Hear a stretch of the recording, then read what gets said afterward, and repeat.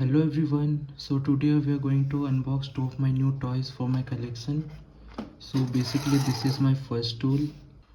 The first car in our list is 1987 Ford Sierra Cosworth. You can check out the look.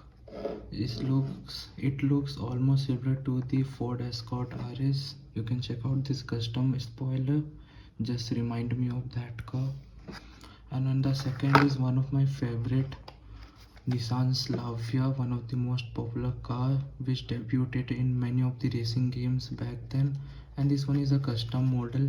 You can check out the front look where bumper is missing, and you can check out the custom intercooler and radiator is there, and check out the back look. The spoiler looks great. So let's go and unbox these cars.